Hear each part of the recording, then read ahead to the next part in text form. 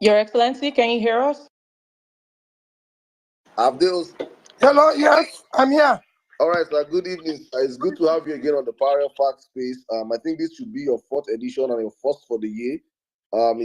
It's one of those things whereby we hold you in high regard. Whether I'm right or whether I'm wrong.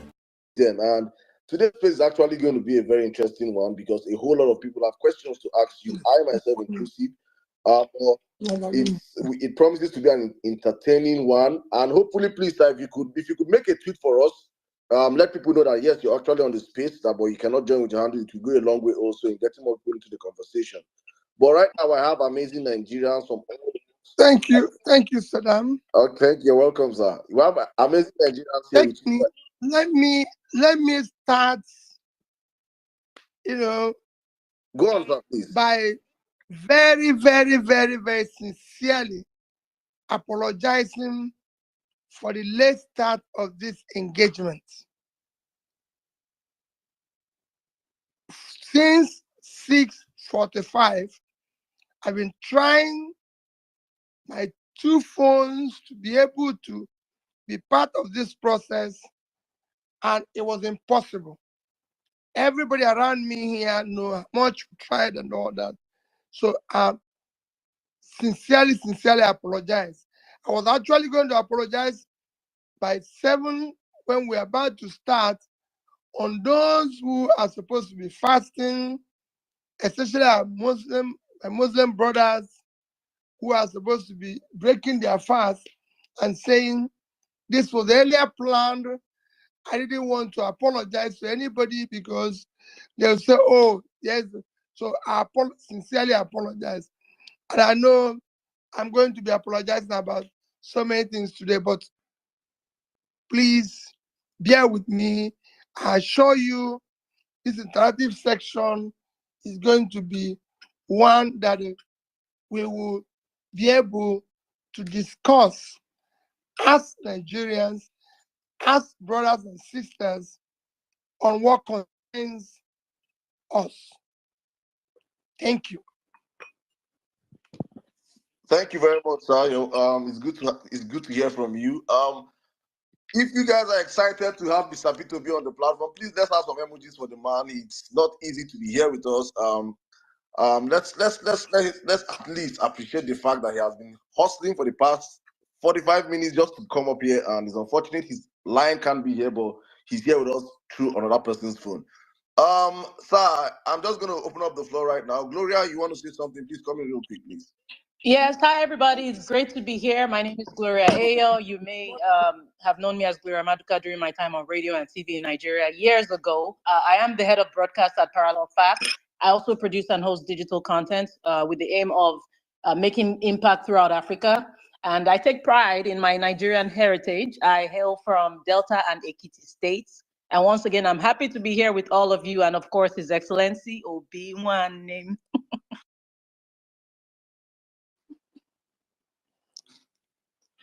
Thank you, Gloria. My pleasure, sir. I think I'll just give our co-hosts and moderators just a minute each or 10 seconds each. Please just quickly introduce yourselves, and so that you know the people that are actually speaking to you, Nigerians of all walks of life across the country, different demographics. Tosin, please, you can come in right now. Okay, thank you, Emir Saddam. His Excellency, you're welcome to Parallel Fact. My name is Tosin Aribisala. I'm Editor-in-Chief, Parallel Facts. You're welcome, sir. Thank you, Tosin. All right, please, Pels, you can come in right now. Okay, good evening, Your Excellency, and good evening, everyone here. My name is Pels. I am a nursing practitioner and a PhD student. Good to have you here today, sir. Thank you. Mr. Ibrahim, please don't introduce yourself. We already know you. Bolande, please come in right now, please. Good evening, Your Excellency. My name is Bolanle Emiabata Anibaba. I hail from Lagos State, but I'm currently based here in the UK. I'm known in the movement as Mommy B. Thank you, my sister. Thank you. All right, thank you very much. Malam Jabir, if you can hear me, please unmute your mic and speak. Thank you. Good evening, sir. Good evening, everyone. My name is Malam Jabir. I'm a person from Kaduna. Nice to have you here, sir. Thank you.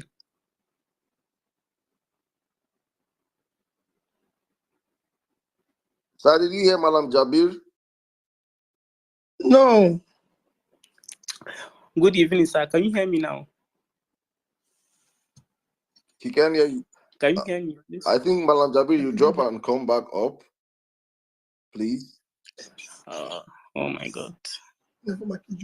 Lamin, can you come in, please?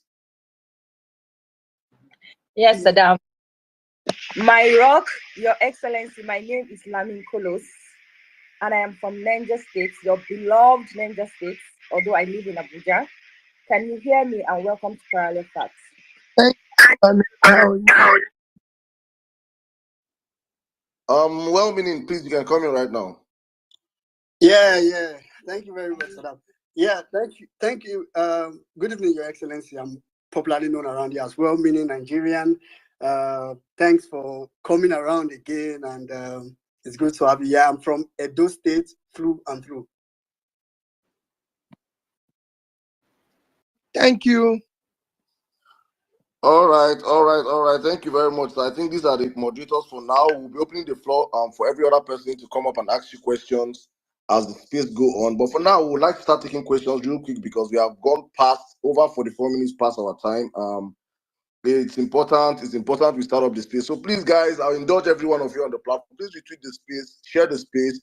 Many people won't see or know that Mr. Peter Obi is here because he's not speaking from his handle because his handle has been massively attacked and we cannot get him right now to speak from his handle. But he is on the platform with us right now. So we're going to open up the floor right now with questions. I just want to go straight first.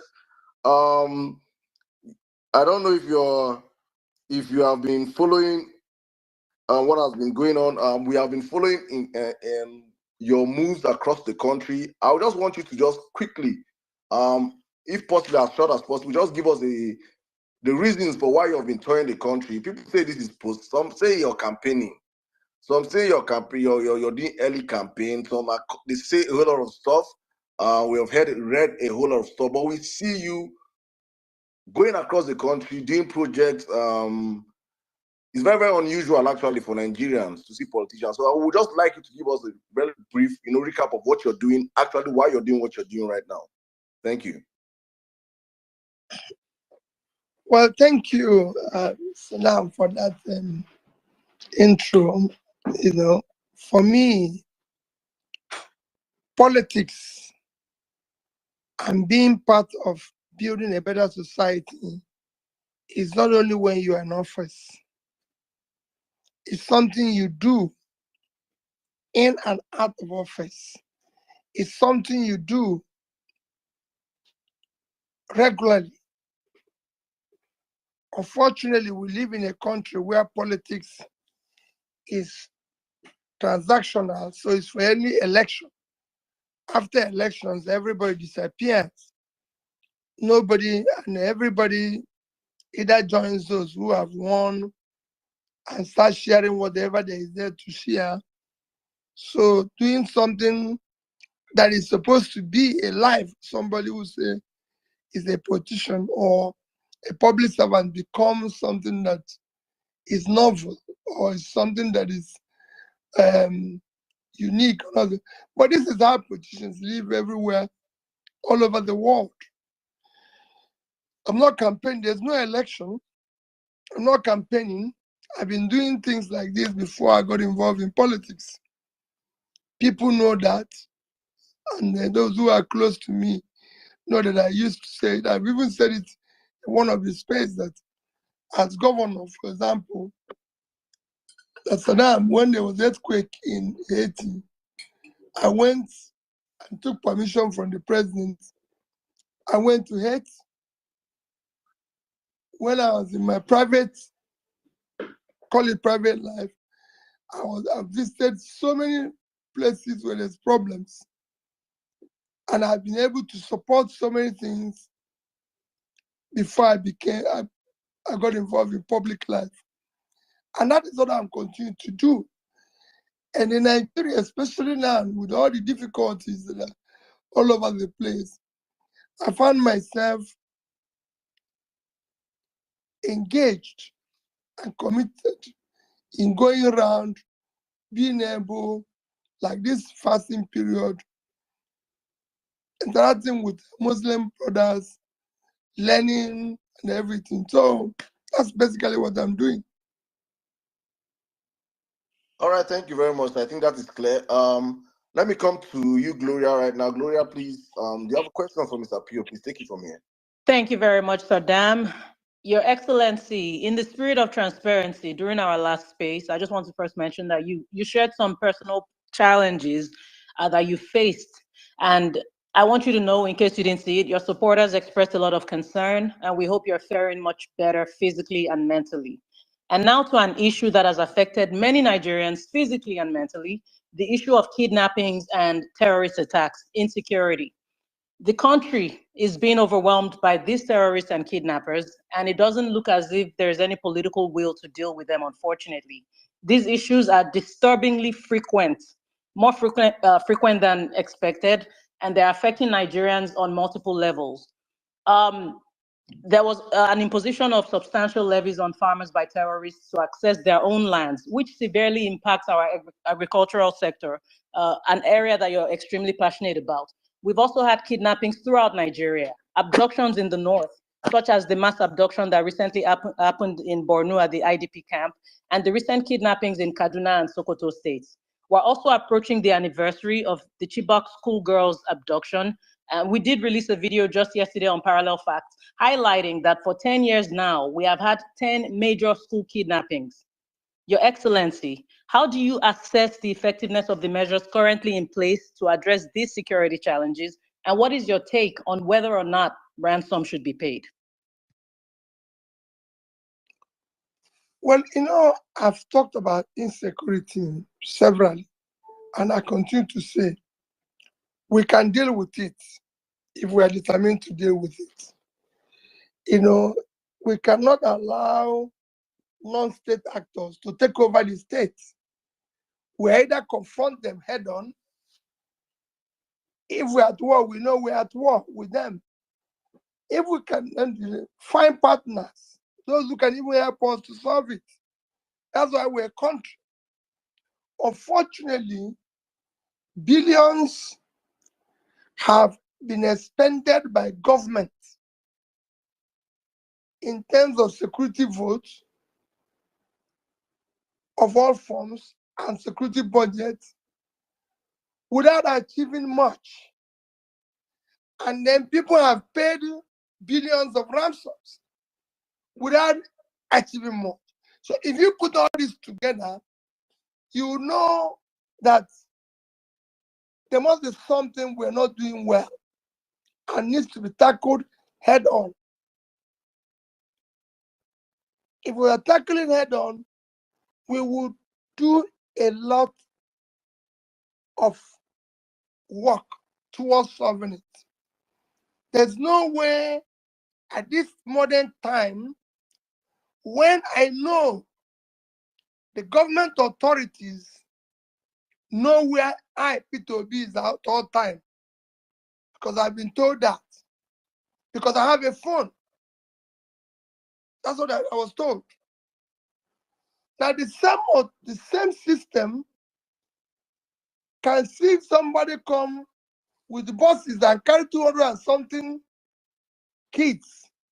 These are not something you put in your pocket. These are not taking two people, 200 and something, carry them in buses, move them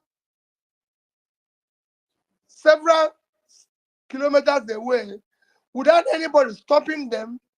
But yet, if a normal Nigerian is traveling, you see checks all over the place. These people are not moved in the bush. You can even see some where they move them within 2 days. They have special uniforms and shoes to match them. And they are phoning and asking for ransom and no tracking system at this time and age. Something is happening and nobody knows. Same thing I keep saying about issue of oil theft. These are not things you put in your pocket. So this kidnapping, this organized criminality needs to be dismantled the same way we're talking about dismantling the criminality in Nigeria as a whole. It's not happening anywhere. Even in West African sub-region, not in Africa, it's only in Nigeria. And it cannot be stopped. Something is definitely not adding up. And we need to deal with it. And that is where I'm concerned that we started this journey preaching for a new Nigeria where things can be done differently. Thank you very much, Your Excellency. Go on, Saddam. Thank you very much, Your Excellency. Thank you. I think we'll go on next to Tosin. Tosin, please, your question for His Excellency. Okay, Saddam, thank you for that. His Excellency, recently, the Abia State Governor, Alex Oti, cancelled pension for ex-Abia governors and subsequent ones. However, a state like Lagos State said that is never their priority. The question now is, if you were the president, would you have advocated this law for all states in Nigeria, especially considering the hardship that is ravaging the country? Tosin, I've argued against this. I've publicly, privately, as governor, I argued against it. When I left, I argued against it. The reason why I argue against it is that, again, like you said, we're owing those who have worked hard over the years their own pension and gratuity across the country. You won't believe it. There's people who are being paid today as little as 5,000 as their pension. This happened to me in the past 1 month. I met somebody who collected his pension and it was 5,000 plus. He said even to vehicle to go and collect it, to transport to go and collect it and come back, he will not pay it. So when you have such situation, and then you have those of us who are politicians who have cornered all the resources while we were in office, and then leaving office, being paid huge amount. I give an example of my own case. When I was living in Anambra State, because every state, other state has it, they brought it to me, it was a law already passed through the house and everything, authorizing that they build a house for me in Oka, build a house for me in Abuja or Lagos, as I choose. I have to have similar vehicles as the sovereign governor, and it will be changed every 2 or 3 years. I have to have security people attached to me, about several of them, cooks, house helps, everything. And I said, no, this cannot happen. Remember that I just cleared the gratuity and pension of everybody here. So forget this. It won't happen. My speaker then, or colleagues then, argued that since I'm saving money, I should take 10%. Let them pass a new law that says you take 10% of anything you save. I said, no, it won't happen. Then I was thinking that somebody will come after me and maybe save since I saved $150 million and 30 billion naira, that somebody might come and save maybe $1 billion and say it's 10%, you will take 100 million. That was my thinking then. I didn't even know that the one I saved I not stay after I've left. So that was my thinking then. I must tell you the reasoning why I said no to that one. So I said no to it. The consequence is that till today, Anambra has not bought me a bottle of pure water, a sachet of pure water. And I don't think they're doing for other people. So for me, the way the country is today, I urge every state, and I will plead with every state to do same as Abia State did. Because most of these people where they're taking care of are already comfortable. In fact, they've already belonged to the 1% of Nigeria, because 1% of Nigerian citizens are controlling almost 75% of the wealth. So you need to stop that. We appreciate that answer. Thank you so much, Your Excellency. Mommy Bolanle, are you ready for us? And while we get ready for her, please keep retweeting this space. Please keep retweeting hashtag Peter Obi on Parallel Facts. We must be #1 globally. We can do it. Go ahead, Mommy Bolanle. Your Excellency, thank you for your answers so far. Sir, recently we celebrated World Water Day. It's unfortunate that recent stats show that 185 million Nigerians don't have access to pipe-borne water. In fact, Hello? Your Excellency, can you hear me?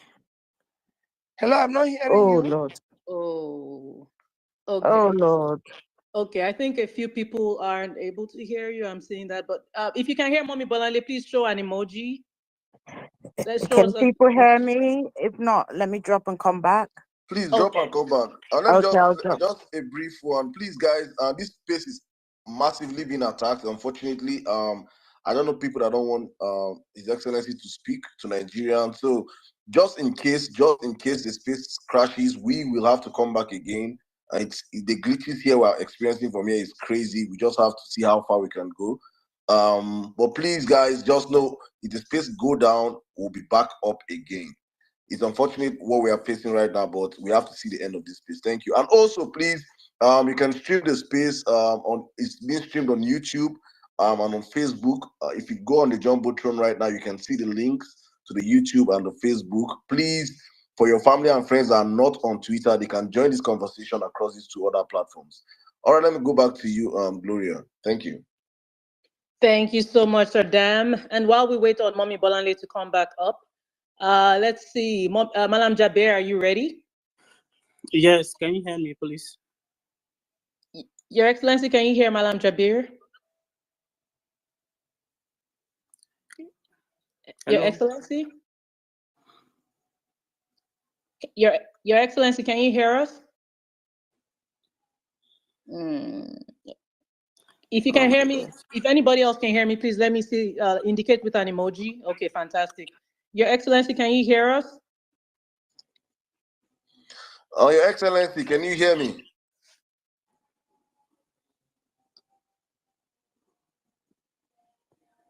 Oh, they have tracked him to another person's phone.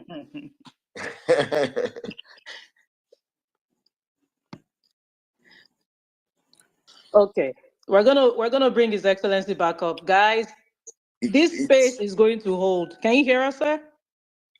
No, I think it's amazing how much we can work with technology when they want to stop things, but when technology is meant to be used, all of a sudden we don't have technology in the country. It's just unfortunate. But please, guys, we will be waiting to bring back His Excellency up. And if anything happens to the space, we'll be back on.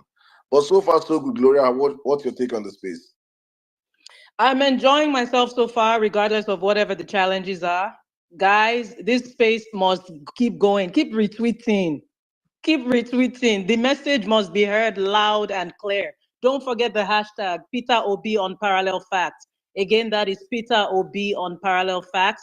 We're also on YouTube. We're also on Facebook. We're here to make impact. Hope you have your notes and your pen and you're taking notes. We're all here in school today and we're learning courtesy of His Excellency. Whatever happens, I promise you this space will continue. If God forbid it crashes, it will continue. We will hold this space today and nothing is going to stop it. If you are with me, let me see an emoji.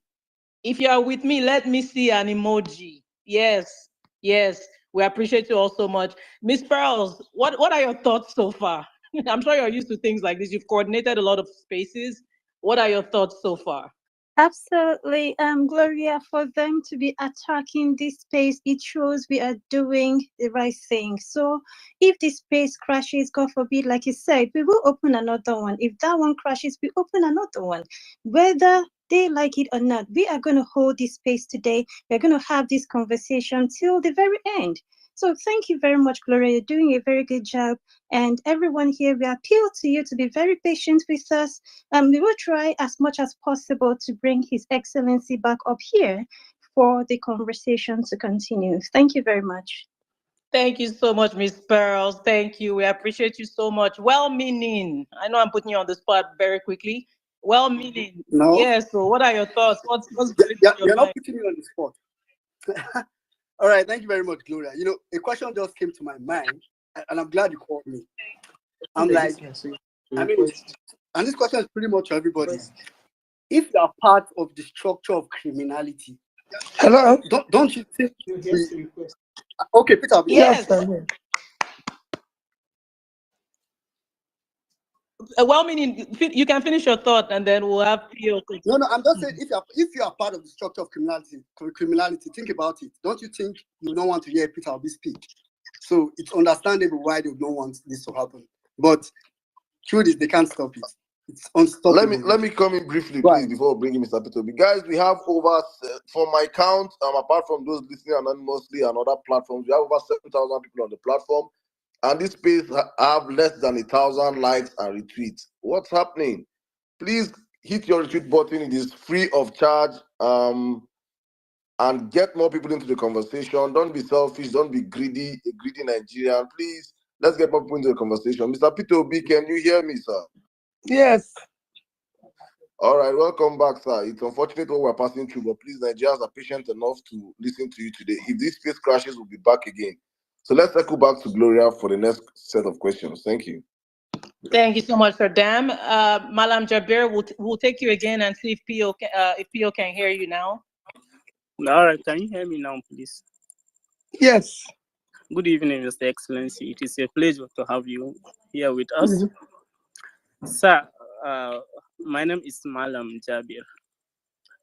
My question here is, after the Ramadan tour, what should be the next line of action for the obedience, especially in the area of creating a concrete obedience structure that will add value to our movement? Thank you. Very good question.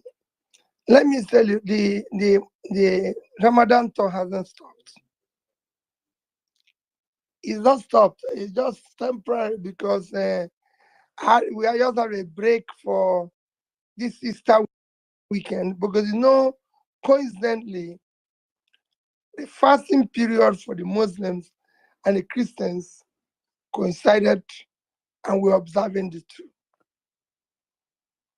And this weekend, of course, is Easter. Like today is Good Friday for the Christians. So just this weekend, after this weekend, we'll continue our tour. So there'll still be a tour. On what you asked about, that is properly articulated. And luckily, this is the allowed engagement globally, where you can have a group that has formed themselves into a block while being part of a party process.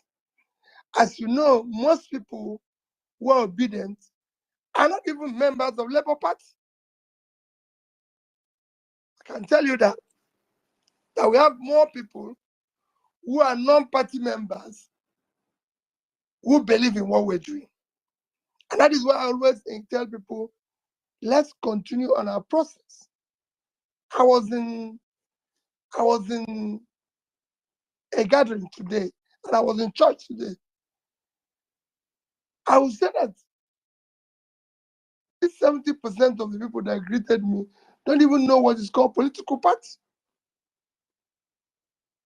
So I agree with you. That is the issue where you're going to see what will be happening in the nearest future. That's where I'll leave it. We appreciate you, Your Excellency, and we look forward to seeing what you have cooking. We cannot wait to see it. Thank you so much. Mommy Bolanle, are you ready? I am. Oh my world. That was an event. Your Excellency, the question I wanted to ask was, the world has recently celebrated World Water Day, but it presents us with a sobering data in relation to Nigeria, where it shows that there are over 185 million people who don't have access to pipe-borne water. In fact, Malam Jaber shared a sobering story of a community in Sokoto State that has to travel like 15 kilometers to Niger Republic, right, to get clean water. Also, sir, the questions come is also, I noted that you have been thinking boreholes whilst you have been doing your rounds around northern Nigeria. And I just wanted to ask, and I hope it didn't cost the 191 million that it costs that they have earmarked in the budget for each borehole. In fact, share reached 10 million. And the question itself is, what can we do? What can be done to increase access to pipe-borne water? Quite frankly, I'll go back to even when I was governor. First is that the law in Nigeria said is actually a law.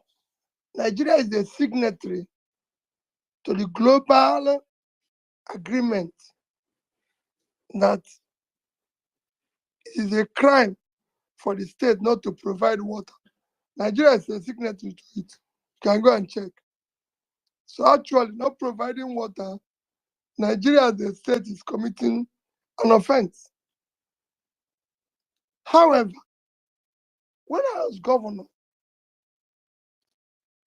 we didn't have pipe-borne water in Anambra State, and I don't think it's still there today. The first thing I did was the schools, secondary schools. We made sure that every secondary school had a borehole. So I make sure that every secondary school had a generator because there's no power, and they had a bus. There's no other state that provided that. By the time I was leaving, because we're doing things in an organized manner, not having anything anywhere, we're doing it in an organized manner. Water wasn't easy. By the time we were leaving, we awarded contract to a South African company to resuscitate the Onitsha water scheme, resuscitate then I group to resuscitate the Oka water scheme. We had worked with the European Union on a number of medium water schemes around so many communities, just trying to resuscitate, because this thing used to be there. Except that over the years, it was run and it was collapsed, no maintenance, no nothing. So we started doing that. Now, you said it's 185 million. If we are 200 million and 185 does not have access to pipe-borne water, that means the entire country, and that is the situation we find ourselves. Now, for me, it's something that cannot be achieved overnight. I see some state governors trying to do something, and I urge them to continue sincerely their business. As what I'm doing in the north, I believe that government would have done better. In terms of the cost, I don't think I've been able to, I've done any that cost me more than 5 million naira. So the cost for me is still about that, is below 5 million naira. Maybe those who are using 191 million are doing a special water system, because that's what you need for a medium town water system. If it's borehole, I don't think it will cost more than 10 million naira. Thank you so much for breaking it down for us, Your Excellency. We appreciate that response. Miss Pearls, are you ready with your question? Absolutely, Gloria. So, Your Excellency, once again, the national grid has collapsed, and Nigerians across the country has been plunged into darkness. I remember before the elections, they went to Egypt to seek solutions because you know there is a key of development. Yet till now in Nigeria, right? So, Your Excellency, do you think Governor Oti's approach in providing 24 hours electricity in Abia should be replicated? And if you think so, what role do you think the federal government should play in achieving this? Well, let me correct something because it's good that you correct it, but he had a lot of this thing. What happened in Abia is an ongoing project that has been on for several years, initiated by a first-class Nigerian, Professor Bat Nnaji, who is a professor, I think, of robotics in America. Very excellent fellow, who actually came several years ago trying to be involved in solving power, knowing fully well that the only way to solve power problem is to do captive, something you can call captive power supply, taking an area and trying to generate and distribute power within that area. So he chose Aba. This was as far back as 2010 or thereabouts. I don't know, but I know it's been going on for years because I followed that project. Coincidentally, while Alex Oti was in the bank, in Diamond Bank, because Diamond Bank was the main lender to Professor Nnaji and his team. Oti, while he was CEO of Diamond Bank, helped to restructure that loan. That loan was before Oti joined the bank, and while Oti was there, he helped to restructure it. And again, when he became governor, he helped to accelerate it to come to his fruition. So now that facility is on. Yes, similar thing is what government needs to support. But overall, providing power is not rocket science. Countries after countries. Luckily, the countries that have been able to do massive improvement in power in the past 10 years are all developing countries. So it's a lesson. One is India, Vietnam, and Egypt. All these were countries that have similar trajectory as us. And all of them, within the past 10 years, you can go and follow do it, have been able to double or triple their power generation and distribution. And what they did can be replicated here with effortless ease. In fact, Egypt, as I talk, is not exporting power to Europe.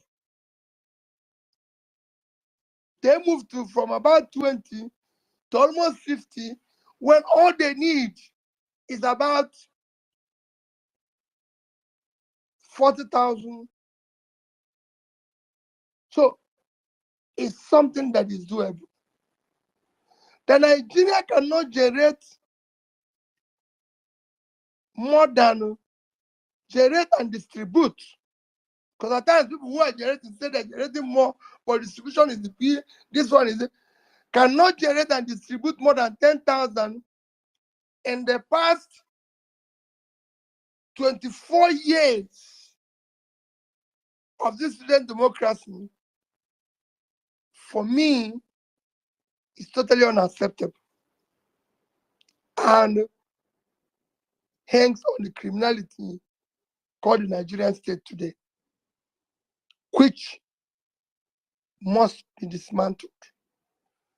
And unless you get that situation, considering that power, like you said, is a very, very critical component of development.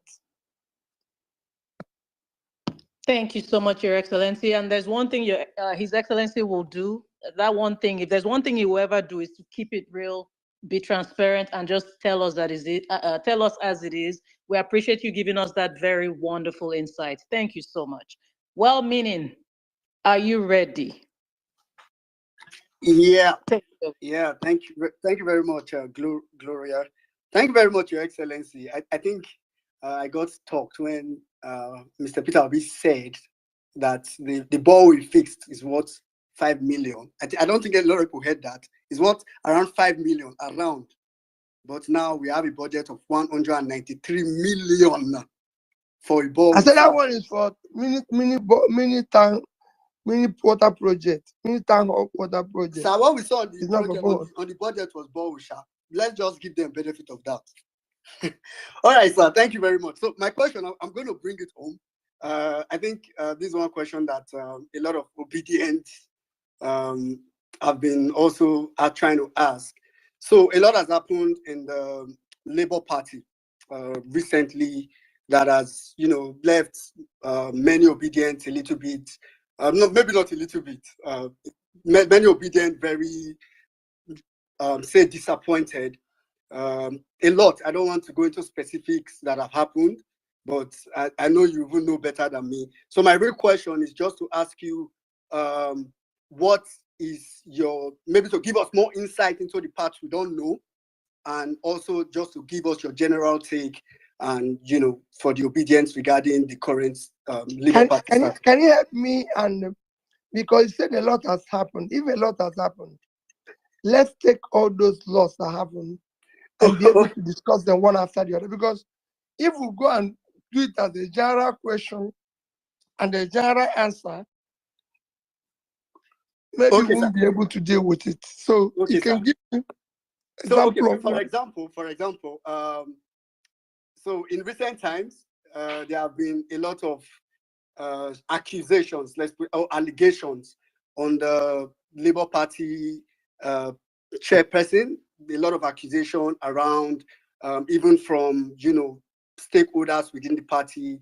So that's, of course, obedience is a movement that holds morality in high standards. So that kind of made a lot of obedience, have this sort of rejection towards that. Then to top it up, the Labour Party yesterday, or just day before yesterday rather, called for a convention, and obedience have been looking forward, really, really looking forward to an opportunity to really enter the Labour Party, integrate with the Labour Party, take up positions with the Labour Party. And a lot were expected. You know, we were hoping that with this opportunity, we can blend into the party as per taking up positions. But that convention, first of all, we got the circular as a leak and in short notice, and came with so many constraints. And we all thought maybe it's not going to happen. But lo and behold, I mean, we decided to say, okay, let's just leave it and see what happens. Lo and behold, it happened the day before yesterday. And, you know, it still leaves a lot of obedient disgruntled to today. So we just want to get your take on it and perhaps some sense of direction. Okay, thank you very much. As I said, it's good to be more specific. One, he talked about a lot of accusations and everything. Let me be direct. There's accusations of mismanagement of resources. And am I right? So this mismanagement of resources or something similar that not accounting properly. Yes, sir. The money is belonging to the party and everything. My brother, we have written a competent, qualified external auditor requesting that it goes to audit the account of the party. And until that is established, I won't make any comments on hearsay. However, I didn't close my ears to hearsay, but I want it to be verified. The similar thing is also happening within the campaign funding. Similar thing, including myself. And I'm also asking all those who one way or the other receive money during the campaign to account for it. If you're in a group, if you're in an organization, if you're in a clique, who have one way or the other, and you people raise money, whoever managed that resources or received it should account for it. The ones maybe I received, I will account properly, especially to those who gave me so. So I'm asking everybody, account for your own. While, like I said in Lagos, I'm convinced that whoever mismanaged the campaign money people gave us to use for purposes of the campaign and what we promised we'll do for Nigeria, even if we are not able in long run to know or he or she did not account for it, I'm sure he will not escape God's punishment. Because you can't take public money. See, maintain. You can't take public money and go away with it. One day you must pay for it. You must get the punishment for it. So for the accounting, we're dealing with it until that is exhausted or come to the conclusion. I cannot say anything. On issue of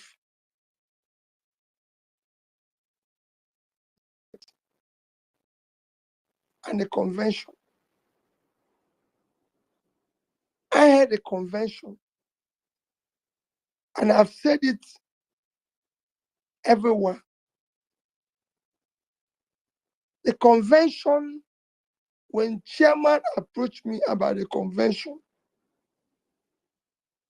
I appealed to him to consult all stakeholders starting from Governor, Vice President Dati, to senators, House members, part to Tommy and the Big Tent,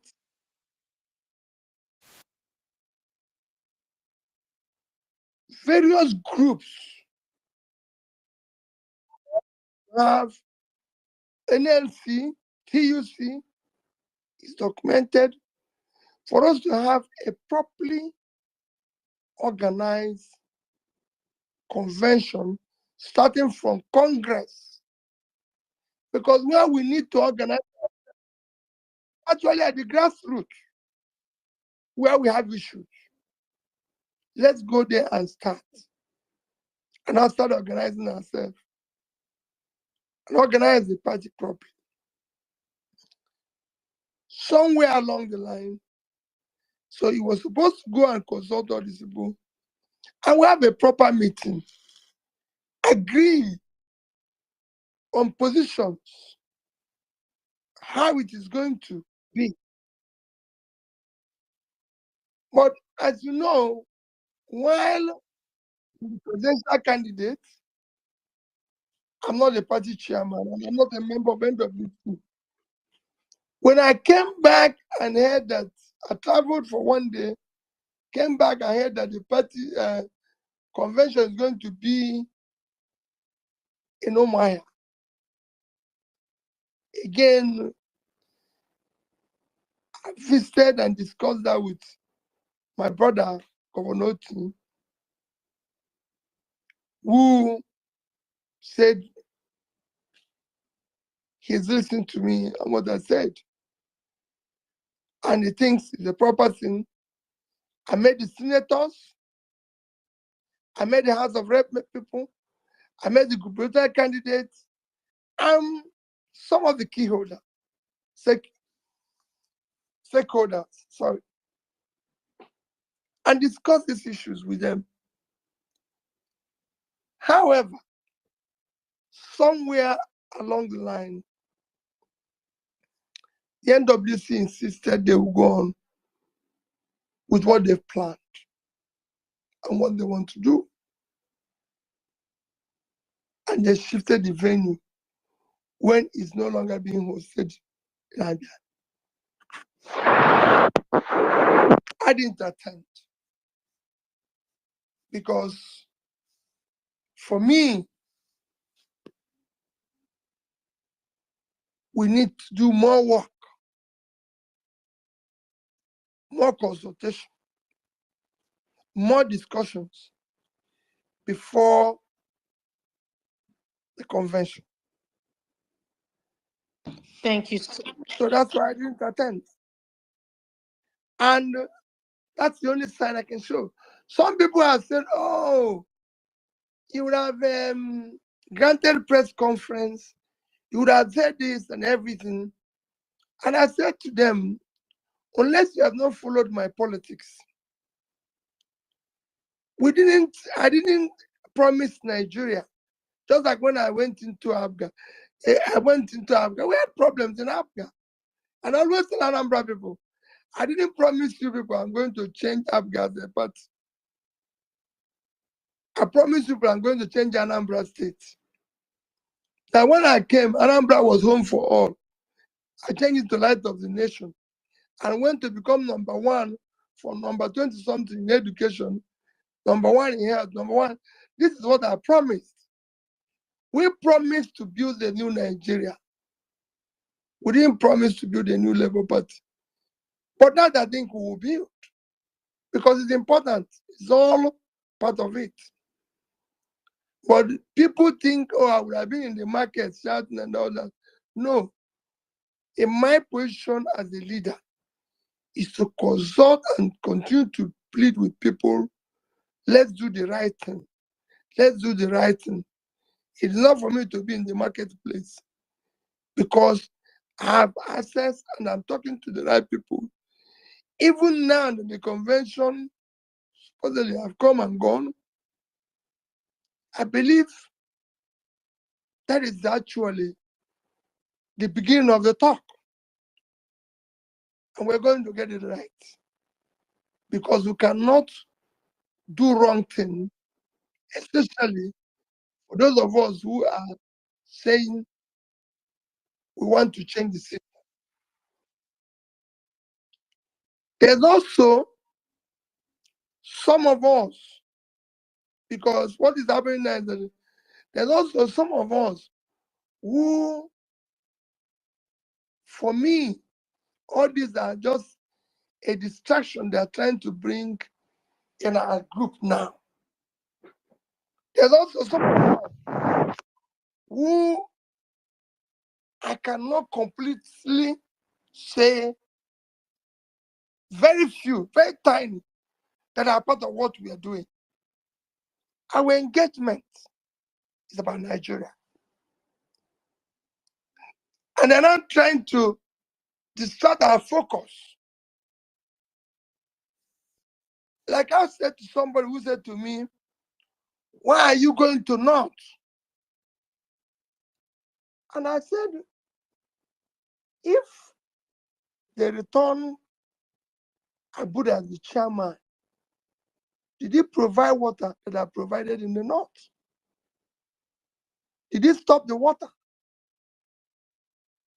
We will deal with all those matters. But some people now want to distract me from what I'm doing or distract us because it is us. Because they know the future of what we want to do is not about Labour Party. It's about what you Bidens are thinking about Nigeria. Thinking about water, thinking about power, thinking about employment, thinking about security.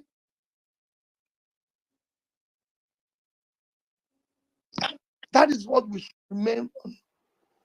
The other matter we will deal with. Some are saying, oh, if we cannot deal with party, how can we govern Nigeria? If you cannot resolve party, if you cannot resolve this, it tells that this thing, in fact, you're not serious.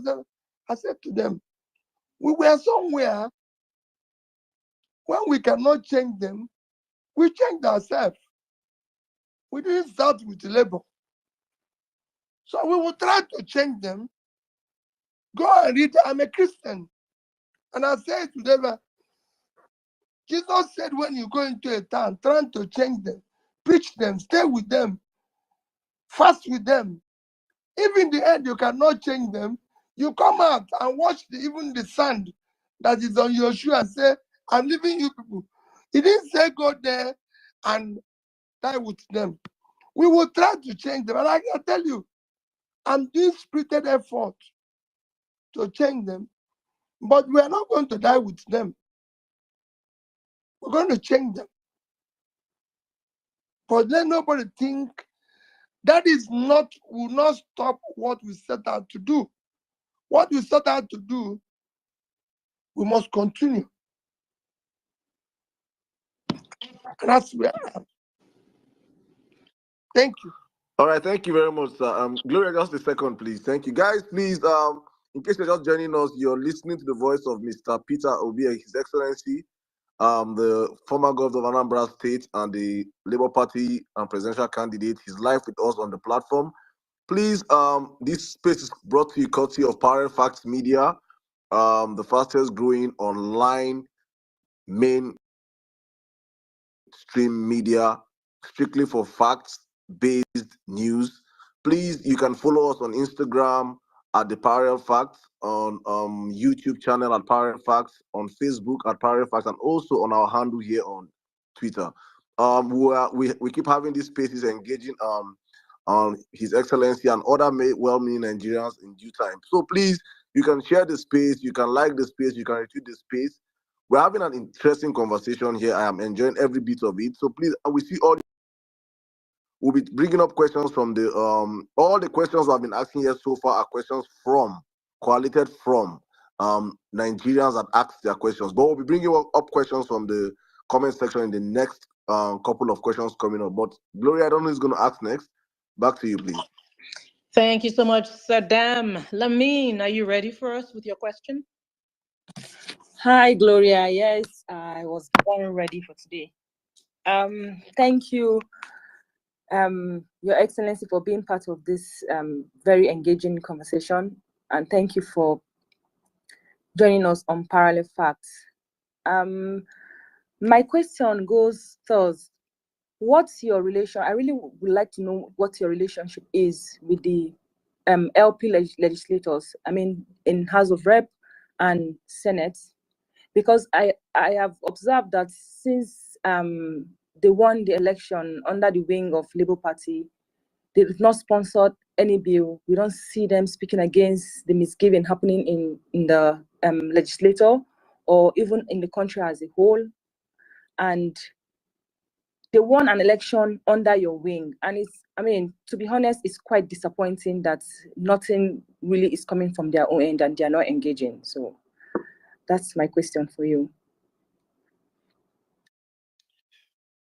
My dear, like I said, what we're doing is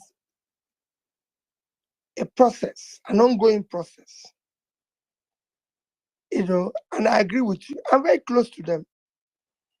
Earlier I said I interacted with them over this party issue.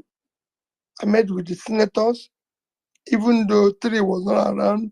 I met with 5. I met with House of Representative members. Out of 36 of them, I think I met 30 of them. So I'm quite close to them. I do get on with them very well. In fact, I'm going to Thanksgiving of one of them tomorrow. So I do get on well with them. I don't have any issue with them. And quite frankly, I enjoy their relationship, their respect, as well as or not. But what you continue to do when you're bringing a change is to continue to preach. Just like you did now, I'm preaching and appealing to them. It is not an easy thing. When you're bringing change, it is not easy because you have for enemy all those who live off the old order and they're not sure whether you succeed. And transferring people from old order to new one. So I'm talking to them. They're beginning, they do little things. Some of them are operating under difficult circumstances. They aren't even allowing them to do anything. Because when you are in these houses, you can raise your hand and nobody will ask you question. Sorry, nobody will ask you to speak. So, and as you're talking now, it's good when I listen to you. Whenever I have opportunity of meeting them, I'll tell them the same thing. People are not happy with you people. People are not happy with this and everything. And then going forward, we will now start looking also, how do we get more robust, committed people to be elected.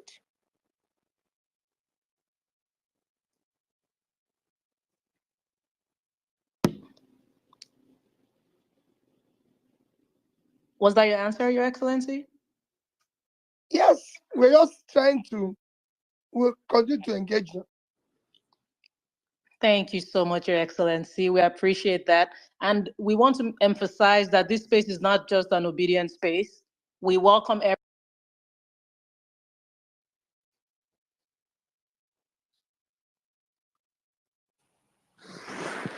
Sorry, probably we Can, lost Gloria. can you hear me? We lost you for a minute, so please Okay. Yeah, sorry about that. I was just saying this space is not just an obedient space. This space is open to everybody, supporters, non-supporters. Please feel free to even request the microphone. We will happily take your questions. You can drop a question in the comments as well. Just remember to keep it respectful. That's all we ask you. So if you come up here and you ask a question, just keep it respectful. And please, let's all go on and keep retweeting this space. The hashtag for all your questions. The hashtag is hashtag Peter Obi on parallel facts. Hashtag Peter Obi on parallel facts. And even if you don't have a question, put the hashtag anyway. We have to keep making our moves. Saddam, are you ready with your second question? Okay, Saddam is extremely busy behind the scenes. Okay, are you ready, Saddam? Or do you want me to come back to you later? Please take someone else, please. I'll be back. Okay, I'll go. Your Excellency, I am very happy that you did talk about how there's hardly any political party without its issues. We've seen it we've seen it in the United States, even Senegal, that the world is celebrating today. Ousmane Sonko's party, Patriots of Senegal, has had a lot of infighting within it. And they were still able, regardless of that, to make history by electing the youngest democratic president in Africa's political history, Bassirou Diomaye Faye. This is proof of the power of the people's voices. We've not heard of reports of controversies or instances of bribery during this win for Faye. And you have consistently expressed your belief that Nigeria is salvageable, contrary to what some may think.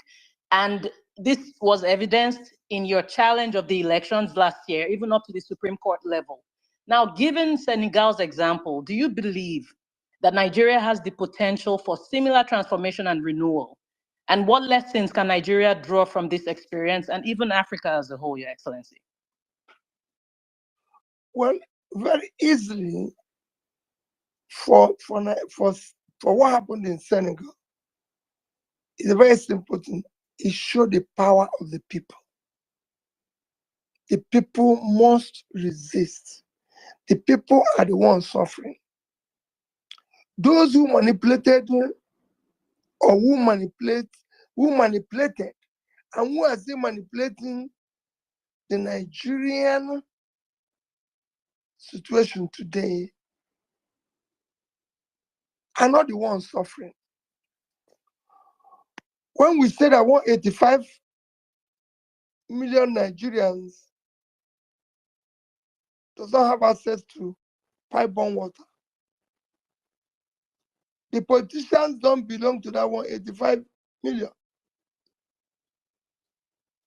And these politicians we're talking is not up to 5 million. So they are, if you say today, Nigeria is 200 million, no, we're more than 200 million.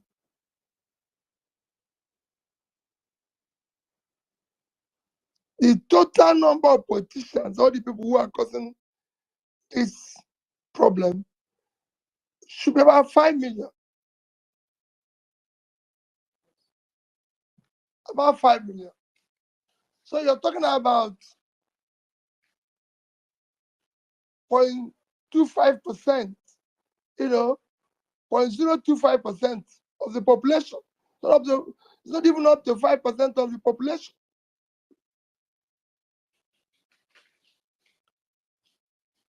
So it's 25%. So can 10 million, call even 10 million, 5% of the population, be holding the rest to ransom. Even the rest are not.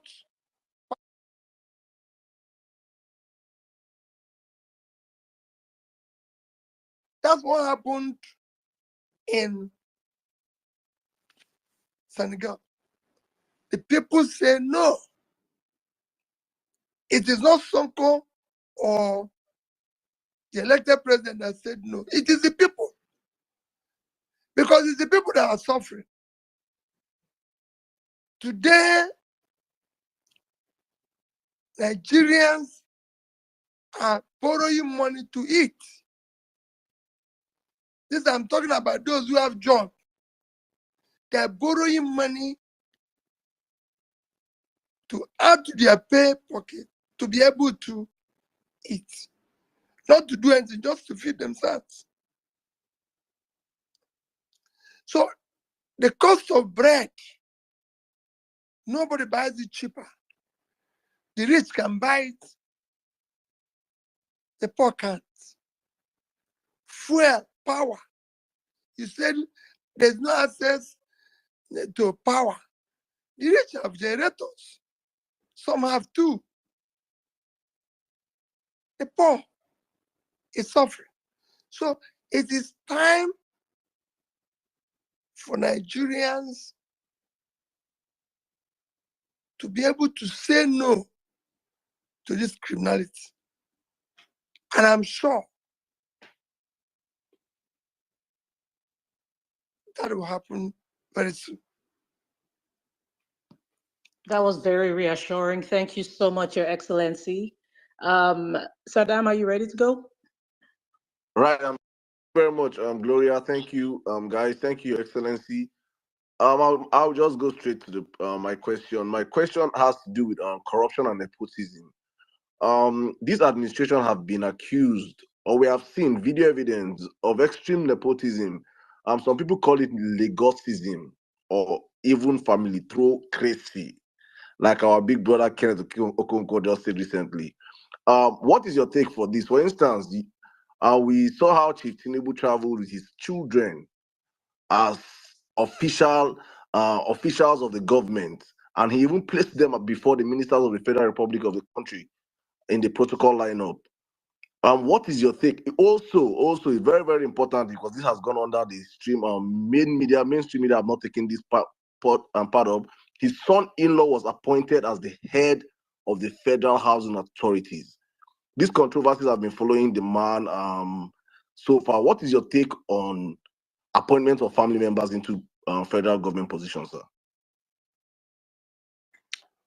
Well, so that you know, if you follow my politics, I hardly discuss people.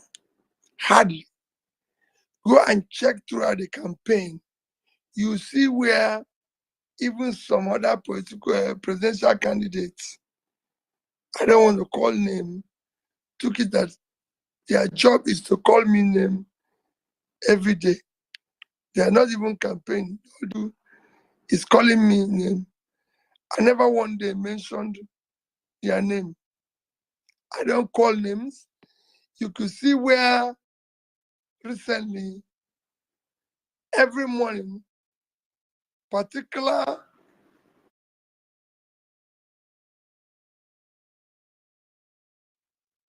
if I tweet that, oh, my wife did not wake up, slept late today, they will reply me. Their job is just me. I don't, because I don't believe in it. But I can tell you, Saddam, hello? I can hear you, sir. Go on, please. Okay. I can tell you, Saddam, all you mentioned is wrong. It is part of what we need to change today, because we can't go on with such thing. It shouldn't be. This is a country, you know, it is not a family business. And I must be treated with respect and dignity required. You know, that's where I see it. An appointment should be done based on competence, based on capacity and everything, and shouldn't be seen to reflect things you mentioned. And that is what I can tell anybody, and I keep saying it. I challenge anybody to go where I served, and you won't see such. However, that is the component of what we're going to do in the new Nigeria. Thank you very much, sir. Gloria, back to you. Thank you, Saddam. Tosin, are you ready with your question? Yes, thank you, Gloria. His Excellency, my question revolves around the Binance executives accused of financing terrorism in Nigeria.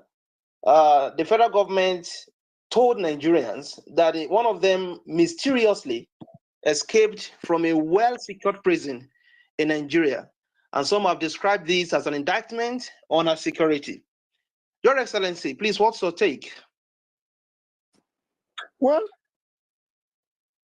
again, you have actually answered it is an indictment on our security system. But I'm even wondering how a non-Nigeria was able to leave Nigeria. You know, there's been a lot of speculations of how he left, which to me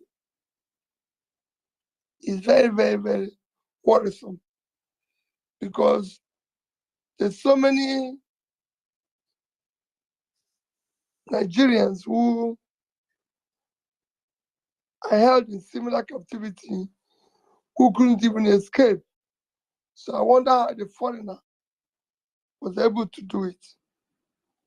That's just my comment. And these are things we must.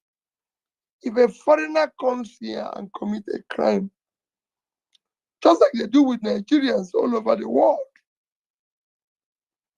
we should be able to say our country is not a place where criminality should be allowed to thrive.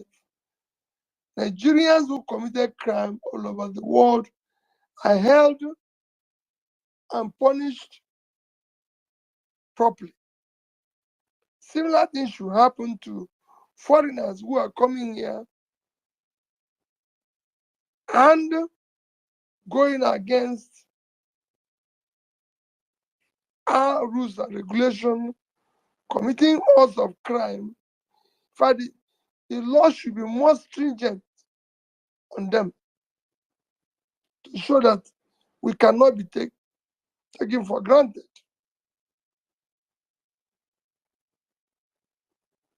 Thank you. Thank you very much, Your Excellency. Guys, we're well over 9,000 people tuned in, and we need more retweets. Go on and retweet the space. Go on and put that hashtag out there, Peter Obi on Parallel Facts. Mommy Bolanle, are you ready? Yes, I am. Your Excellency, before I ask the question, to give some context, there is a report that was recently launched here in the UK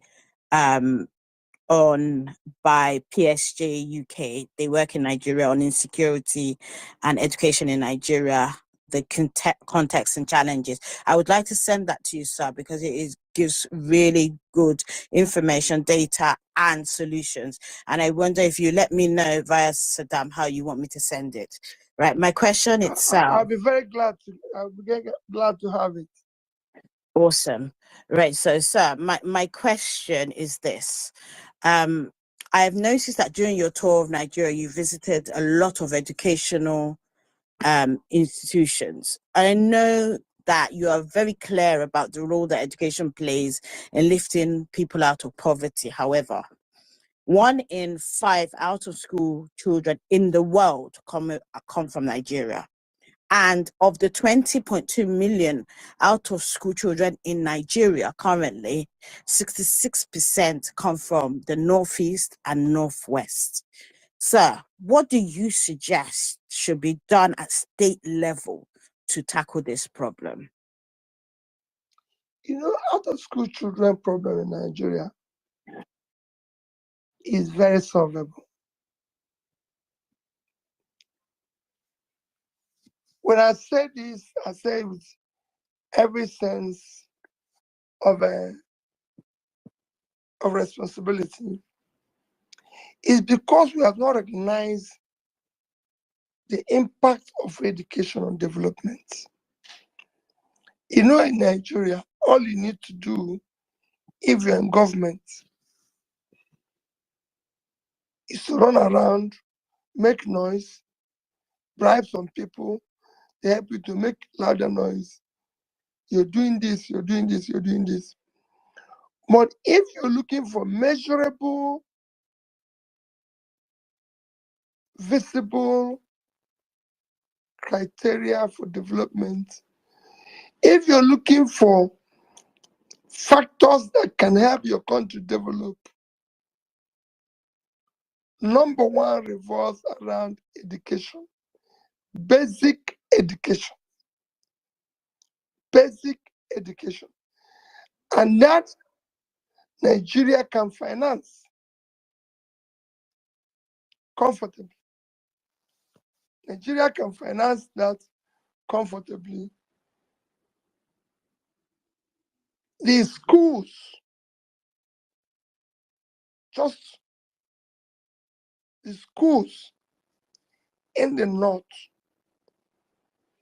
pulling those kids out of school, which is critical now, because it's those we didn't educate yesterday that's the part of the problem we are facing now.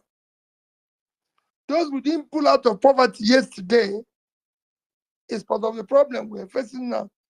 So educating the young ones have now become critical. Especially as you've seen studies after studies showing that the more educated a country is, the better the development.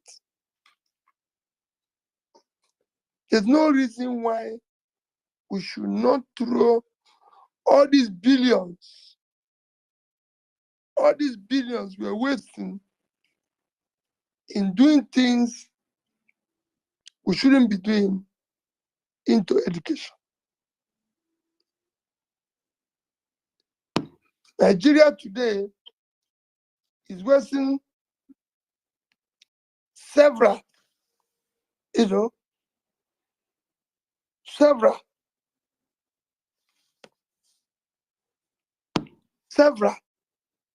resources on things that have no contribution to development,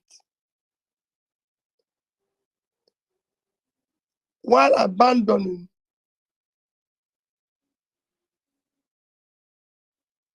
education, abandoning pulling people out of poverty, which is education, abandoning health, which is education.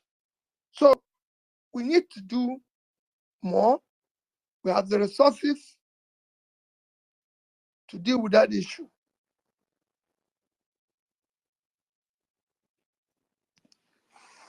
Thank you so much, Your Excellency. And I just want to address something. I'm getting a lot of tweets where people are saying they want to hear other speakers. So the way it works, if you're familiar with our spaces, the way it works, this is being organized by Parallel Facts. So we have a panel of people who ask PO some questions. We have to touch on some very, very important aspects of the situation of things in Nigeria. Not that your questions are not important.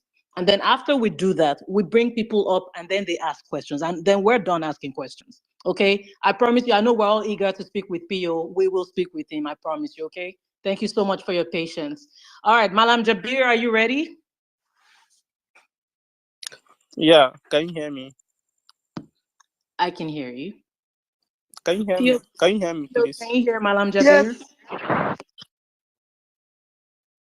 All right, sir. My question is, sir, looking at the current situation in the country, how many politicians making the use of young people, especially when it is time for politics, immediately after politics, they use and dump them. So, sir, how do you intend to mentor the next generation of obedient leaders? Do you intend to write a book or what the obedient ideal are, or do you have any plan for that? Because we cannot be going like this. We need something that will be guiding us. So from that, we can have a prosperous Nigeria where every citizen will be proud of being a Nigerian, not that the current Nigeria that only few cycle of people that are benefiting. So what do you have for the young people that will be looking at us, their guide? Thank you. Well, my take is very simple. It isn't about writing book or about doing this. That's exactly what we're doing today. That's exactly what the obedient group intend to do.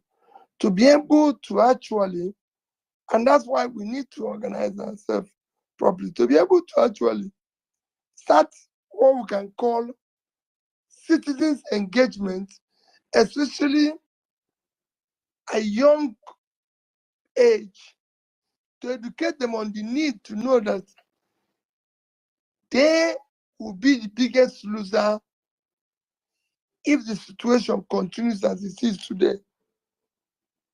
Because those of us who are doing whatever we're doing today are on our way out. Those who are going to lose are you people.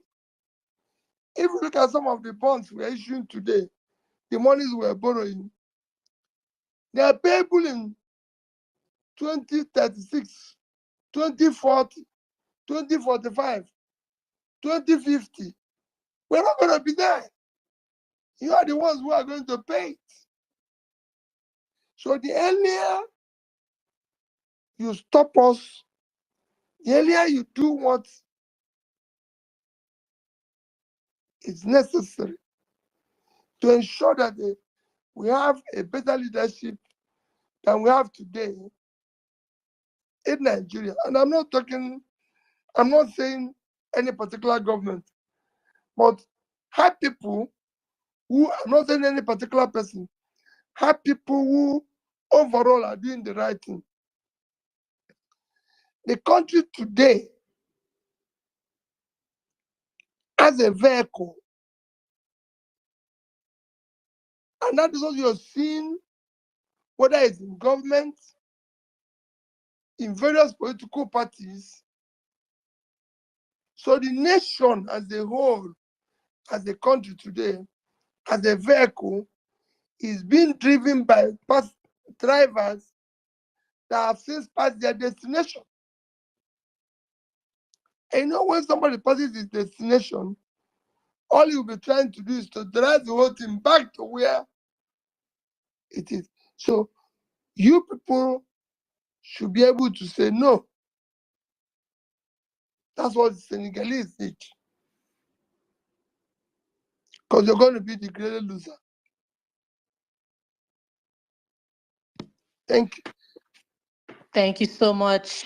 Thank you so much, Pio, for that beautiful answer. Again, the hashtag is Peter Obi on Parallel Facts.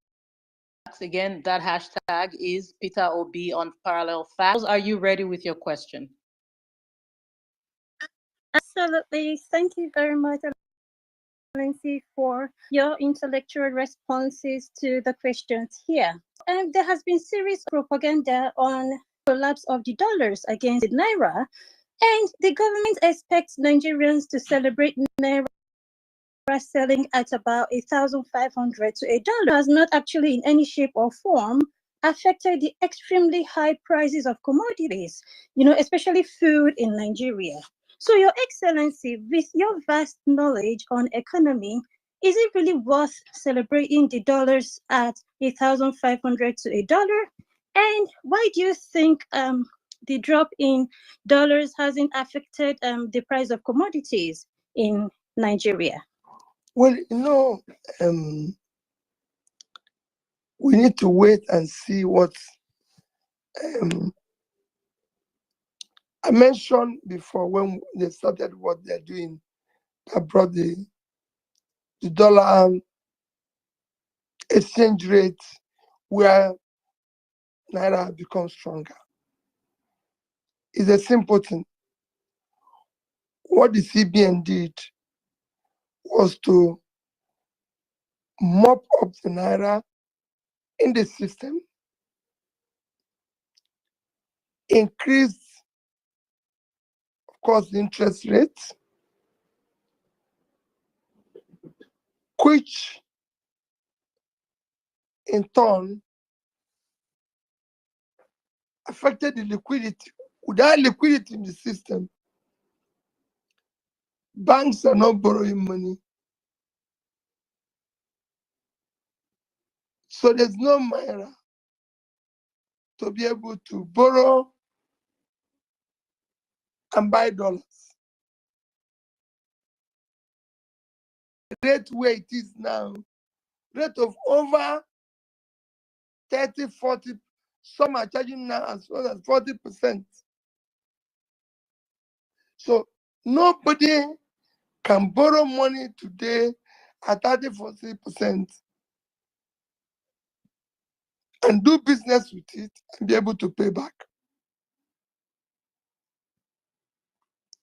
And again, the price of goods can come down because what you've done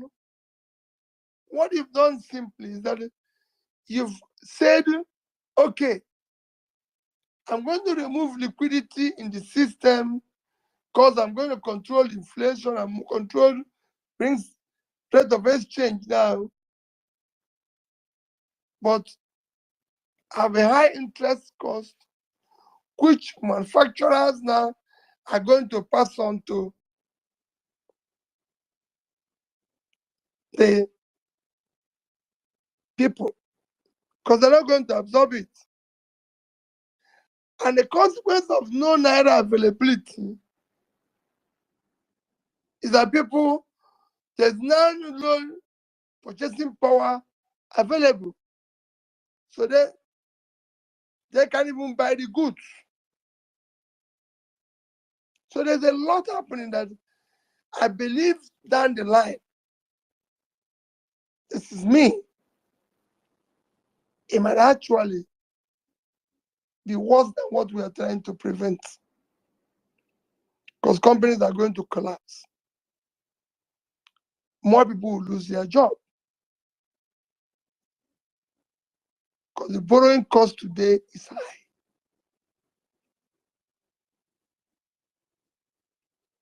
The only way to deal with dollar issue is to find ways of increasing supply. Temporarily, it might require you to borrow. Borrow and finance dollar-related businesses because they're going to borrow and use it maybe through the banking system, through this, to support businesses that can generate more dollars. Be able to go out and deal with your sources of earning foreign currency, like oil. Long-term support production for export. This might work better than what we're doing today. But, in economics, we use all things being equal. We're not starting. But I can tell you, today, things are still tough for Nigerians.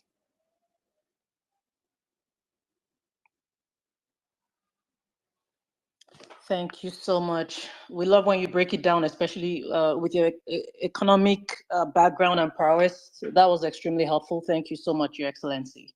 All right, so we're going to take two more from the speakers and then we'll bring speakers up. I told you we're getting there. But in the meantime, again, we have so many people tuned in now, but our retweets are not reflecting that. So we're asking you, please retweet this space, retweet it, share it with somebody. Don't forget the hashtag Peter Obi on Parallel Facts. Just put out the hashtag for whatever it's worth. Let's let the world know that His Excellency is here speaking with us. All right, well-meaning, we're ready for your next question, please. Yeah, thank you very much. Thank you very much, Gloria. Thank you very much, Mr. Peter Obi. Earlier you said that, there are two people that their job is to call you every morning on Twitter. I think I know those two people. I probably will know more. It's what happens when people are becoming president at 44, why some people are pretty jobless on Twitter. It's understandable. My next question again is going to be bringing it home. I'm glad you've talked about long-term plans, the obedient movement, structuring the movement. You've also talked about, having to try to change Labour Party, and you will use a biblical reference. So pretty much my next question is, in the immediate short term, if you have like some specific things that you would want, because we want, some form of direction immediate, that you would want the obedient to do. Take, for example, you have been touring the country, especially in the north, drilling boreholes, for example. If, for example, that's something you want to say, okay, obedient, these are the kind of things I want you to join me in to do, support, do this kind of project on your own and all that, or any other thing, just generally, an opportunity to call on obedience to join you, to do whatever you're doing or what you want them to do and give some sense of direction. Thank you, sir. Well, like I said before, first that we need to organize ourselves. I wouldn't want them to commit them on saying, even come and do this or raise money and do this. Because quite frankly, there's a lot of learning and the experience we had with our last outing. I can tell you that every day you're hearing of money collected by one person or the other, which sadly was not utilized for the purpose. Individually, I encourage people to do whatever you can do to help today. Our people are going through difficult time. We're going through difficult time. Our people are hungry. People are hungry. So it is important that anybody who can do anything to help, it will go a long way. I said it in my tweets. We are now one of the hungriest countries of the world. We are 109 out of 125 measured. So we are among the worst 20. So you can imagine what it is. You see me tweet where I said, Ukraine that is at war is now giving us grain free. And both UNICEF and every organization is now saying it will get worse. So whatever you can do, like I'm doing, please do. Do not wait even for me. Do whatever is possible that you can do in order to get it to help and get our people to live. It will shock you. I stop in the street now where they're selling bread and ask question, how much is bread? They say it's 1,000. I pay 10,000 and say, give these people around here one bread.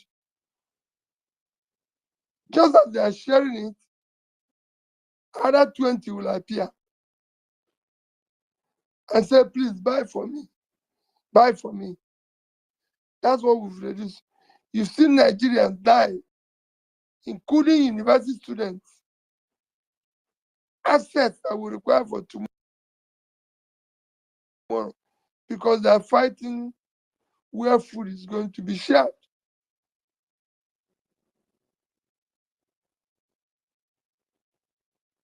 So whatever you can do to help individually, do collectively. When we organize ourselves, we will be able to contribute money that will be accountable for a purpose. Thank you. Thank you very much, Your Excellency. Lamine, are you ready with your question, please? So we can start bringing up speakers. Yeah. I am ready. Thank you again, Your Excellency, for your patience, for being engaging, and your perseverance. Thank you so much. Okay, this question is quite controversial, but I mean,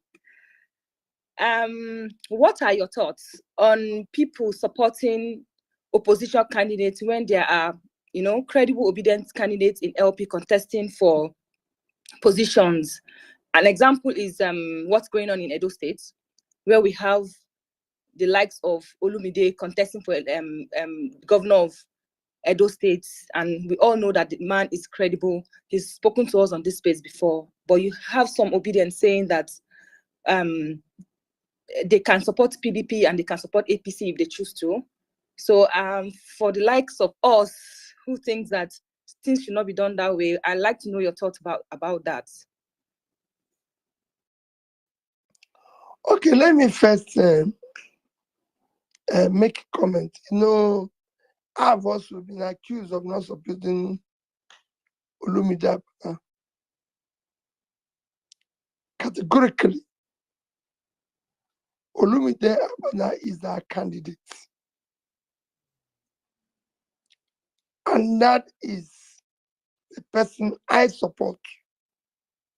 Is the candidate of Labour Party.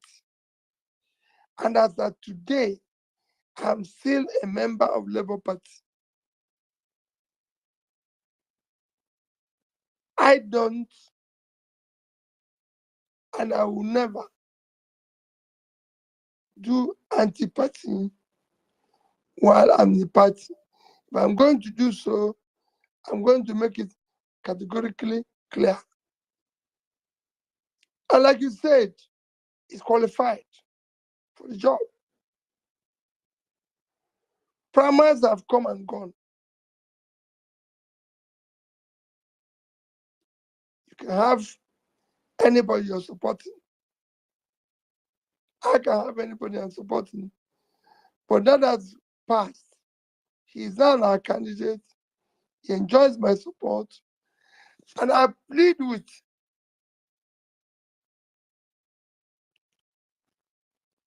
our own people to do the same. Like I mentioned before, that not all obedience are Labour Party members. Labour Party, we must support him. Those who believe in what we're doing, I urge them to support him. And in the coming days, we will campaign. So it's not same. It's not when people say they can support anybody they like. Well, I want them to give us convincing reason why they're doing what they're doing.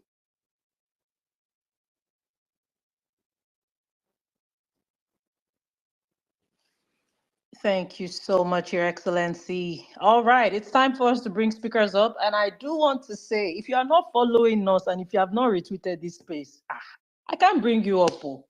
Okay, I'm kidding. But please, okay, now I'm begging you, I'm on my knees. Please don't, Retweet this space. don't kill. It's serious, please. Huh? Okay. Sure, you've heard now. Retweet this space. Please ensure that you are retweeting. Ensure that you are following this platform, Parallel Facts, and boom, you could just get a ticket to speak with His Excellency. So we're going to start bringing speakers up. I, usually don't respond to silly comments or whatever, but if you're having a problem with the number of people, you wait till this space finishes and you'll see how last time it keeps going. So guys, please keep retweeting. It's a lot of people on here now, and it's going to be way more people that will still come and listen. We appreciate you. Even after the space ends, keep retweeting.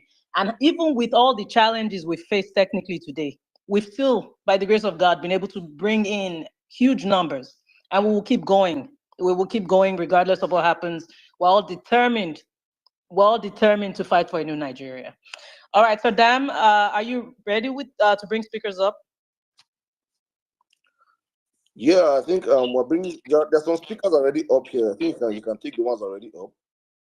Okay. Oh, Mr. Let's bring him back up. Okay. Let me, I want to make sure I don't kick myself out. Okay, let me take Kolade first. Hi, Kolade Kayode. You can go ahead with your question. Oh, thank you so much, Gloria. My pleasure. I greet everyone. His Excellency, thank you so much, sir. You really Thank made you. my day. You made my day. Today's my birthday, and I get to speak with you for the first time. Thank you, sir. Okay, I'll go straight to my question. I'm asking this just for clarity's sake, so that because it's something on so many people's mind, and we don't want to just keep assuming or just like talking on your behalf or thinking on your behalf, sir. If God preserve your life, if God give you the resources, and if God uphold you till 2027, and if we demand, would you yield to our demand for contesting for another election in Nigeria? Thank you. Well, thank you. Well, when that comes, for me, what we're doing now is to insist and try to see that things change, even when we're not in office. Like I keep saying, I'm not desperate to be president of Nigeria. I'm desperate to see Nigeria work. And it's not working today. We can't have a country that cannot improve generation and distribution of power from 4,000 to 6,000 or 10,000 in 20 years. You can't have a country that cannot say we're going to provide. Now we know that 185 million people have pipe-on water and cannot promise that they will be removing 3 million every year. You can't have a country where they say 100 and something million people live below poverty line, and you have no clarity on the number you're going to pull out that is verifiable and everybody can see and believe. So these are things that we want to change. If it's happening, yes, I won't bother. But if it's not happening, we'll continue to be involved. That's all I would say.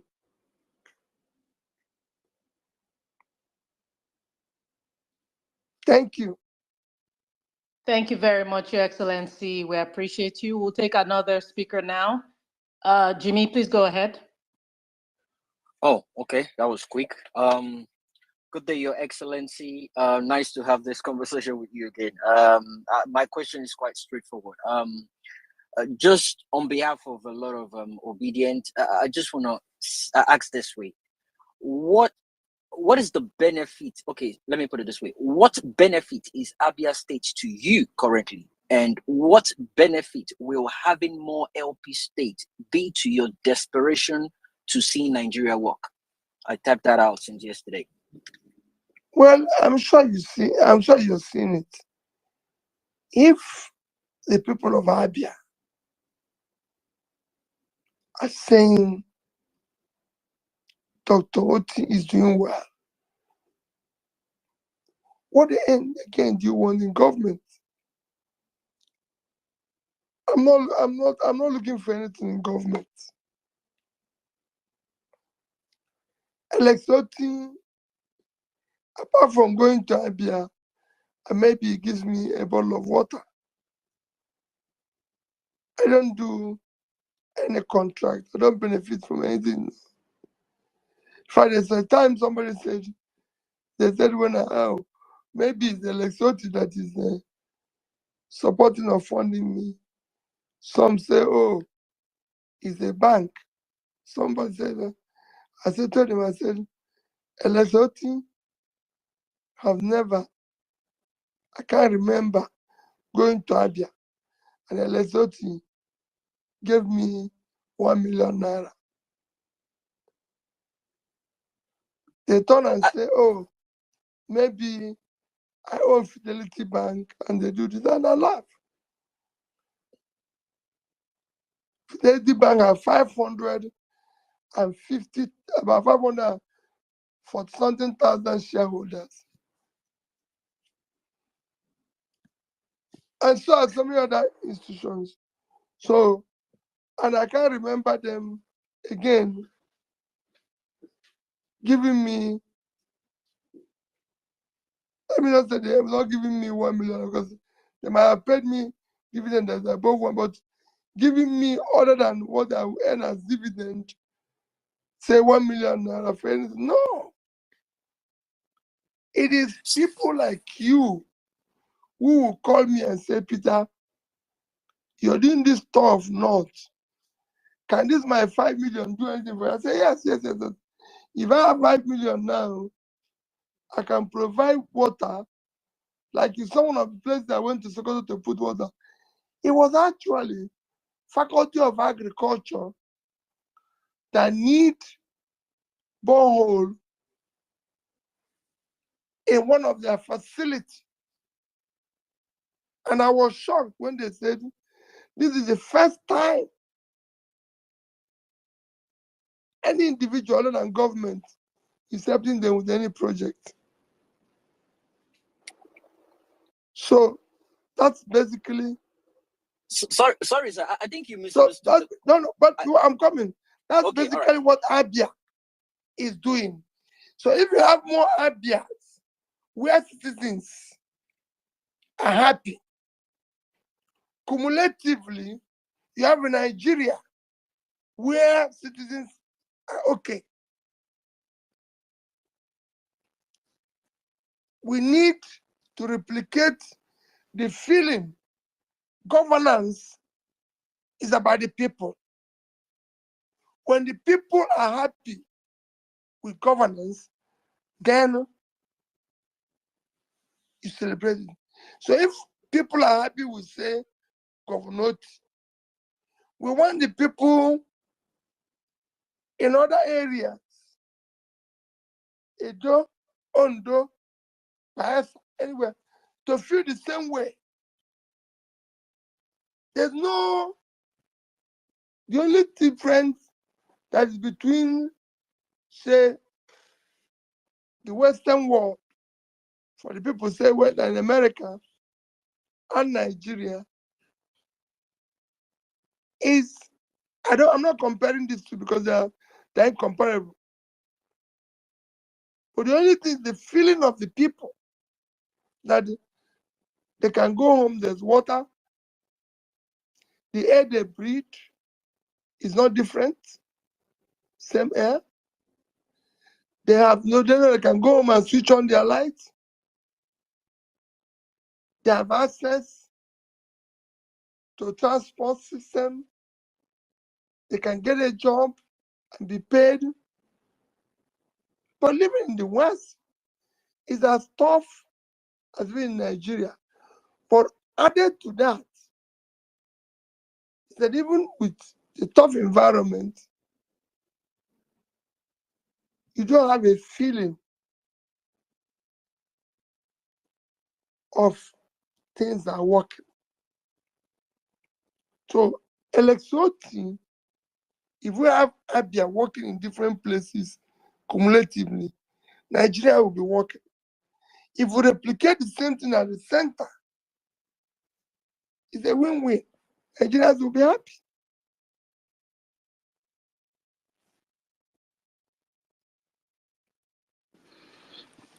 Thank you so much. Thank you very much, Pio, for that response. Mr. Stephen, please go ahead. Your Excellency, thank you very much. My name is Stephen Osevigi. Very delighted to be in the space, and thank you to the Parallel Fast team. I had a question around the Edo election, but the PO has put paid to that question. But so I want to ask my second burning question, Your Excellency. Thank you for joining us on this space. My question is on INEC. Most of us that went through this process with you through 2023, I was on Spaces several times advocating for real-time beavers uploading results. And Mahmoud Yakubu went about, the current chairman of INEC, promising, even in Chatham House, that the results will be uploaded real time. And we know the story, how supposedly it was switched off. And in the courts, which we also followed, it was said to be an option. Can we put pressure on the current National Assembly to codify it so that if we go again in 2027, God willing, it will no longer be an option, that results will be uploaded at polling units so that our results will reflect? Because I fear that if we continue this great work you're doing and we all continue to do this, INEC has not amended that rule and the Supreme Court ignored the beavers. And I fear that that may be a challenge. What do you think we should do as obedience, as Nigerians, and also the National Assembly on the current Electoral Act, which was a big problem why you are not president today, in my opinion? Thank you, sir. Well, I think it's for me, this is not a question. It's a suggestion that all of us will have to work hard on. Because like I said, it is important that you know that it's not everything that is question. I'm also learning, like you people are learning. I'm also listening to you. I want some of you also to tell me what to do. What you asked now is critical. Is there something that we'll all engage in? I've taken note of it. We must now ensure that issue of what they said last time is not, they have an option, should no longer be an option. And it will be followed. That's what I'll say on this one. Okay, thank you, sir. I would just to conclude that part of the question, I would please ask that when you meet with the National Assembly delegation from our party and also the opposition, which includes the PDP and all other interested parties, let them bring it to the table, and we as Nigerians will support that effort so that we can be sure that the votes of Nigerians will count 100%. Thank you, Your Excellency. Thank you, Parallel Facts. All right. Walchester 04, you can go ahead, please.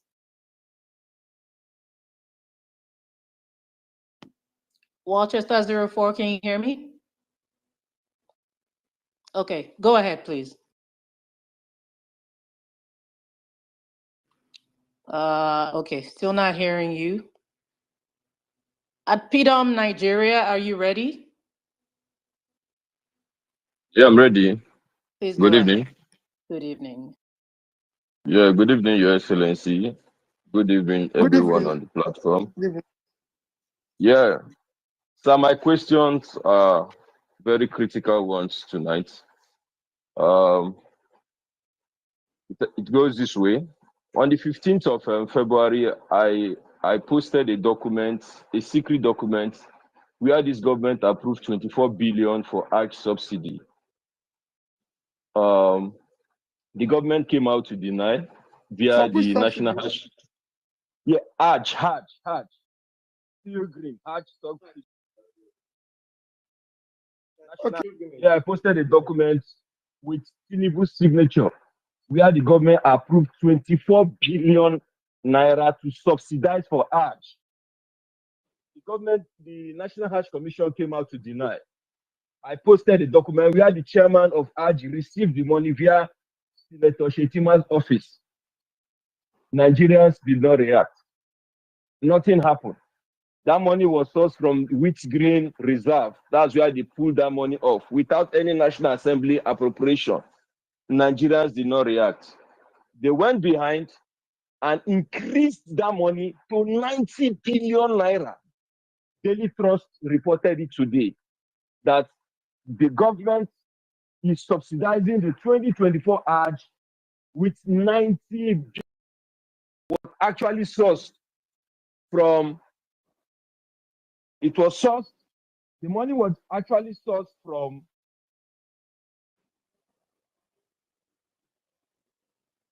Can you hear me? Yes. We can hear you now. Yeah, the money was actually sourced from service-wide votes. That is where the money was sourced. Although no Nigerian know about this. That's where they source the money because they've already crashed down the wheat grain reserve. They finished everything in it. They have to go to the service-wide vote to source the money without any National Assembly appropriation to subsidize for Hajj. I'm waiting for the government to deny. If they deny today, tomorrow I will post the document with Tinubu's signature where I approve the money to be given via the Minister of Finance's office. I will post the document. Now, the question I want to ask you, sir.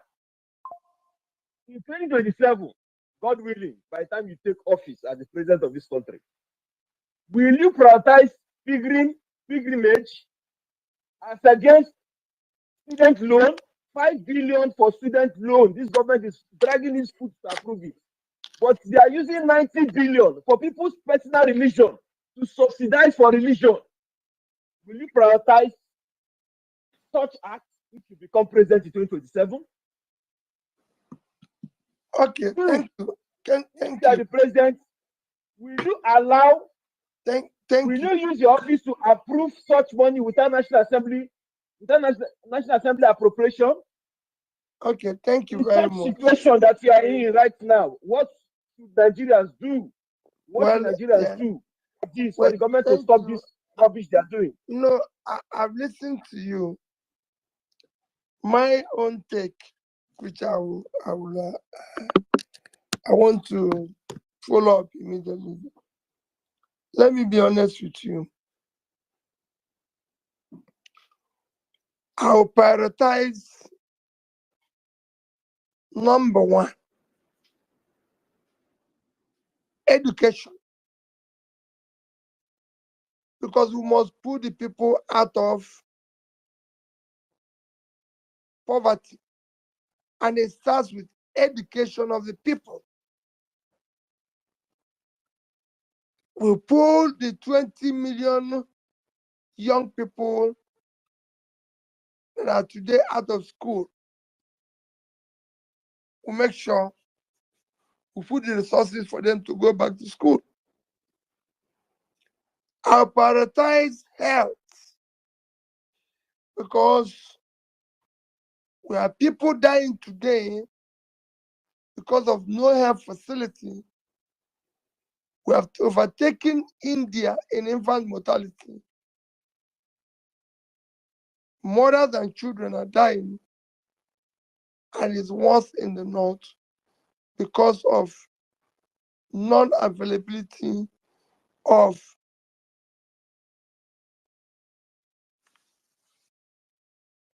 community facilities, health facilities.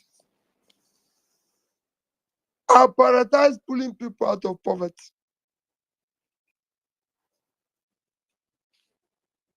This is where we require to put in our resources.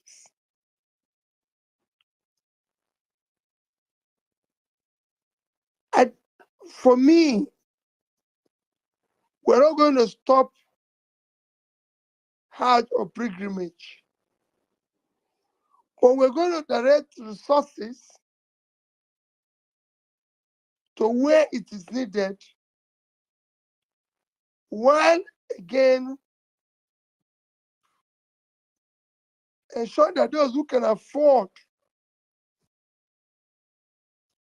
go on pilgrimage, if they desire, and remain prayerful. That is the way I will go. I don't know how much government is spending on issue of Hajj or pilgrimage, but I've told you areas where I prioritize. I will not put 5 billion in education and put 100, which is about 9, which is what you're saying, 90 in Hajj. Because what you have not said now is that 5% of scholarship for university education is what we're using for this. I'll follow it up.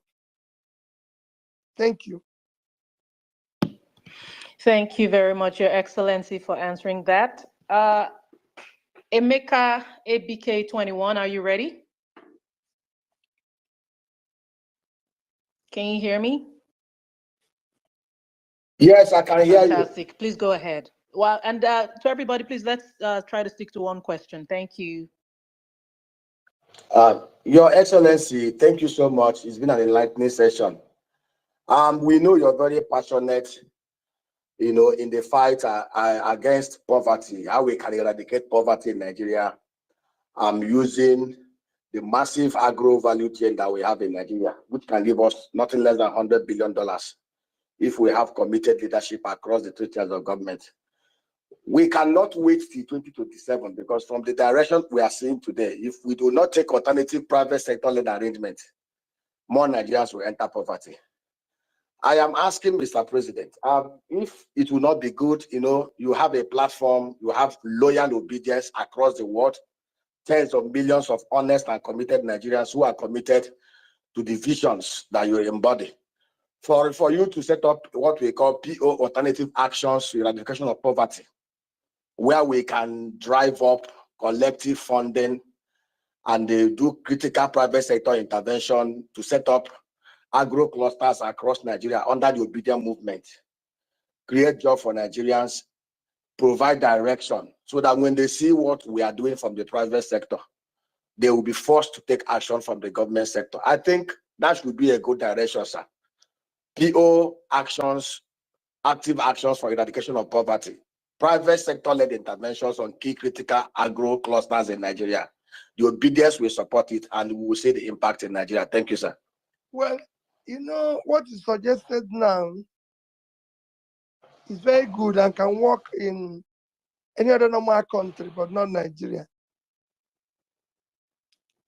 If just doing Twitter space is being attacked, imagine what they'll do when you start with obedient agriculture to show them an example of what you can do. People have been given jobs, nominated for appointments, and somebody writes that they think they voted for Peter Obi, they cancel the appointments. Imagine what they're doing to me as a human being.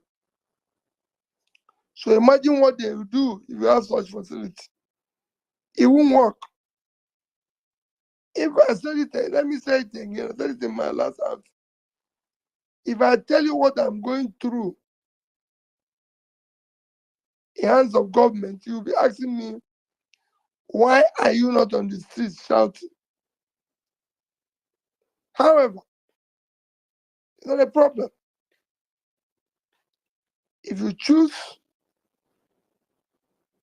to serve, you must be ready for certain measure of problems.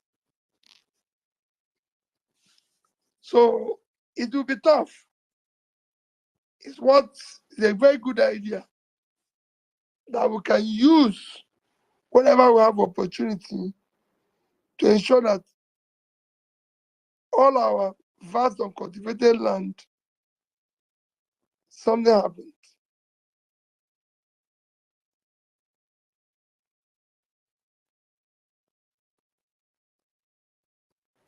Thank you. Thank you, sir.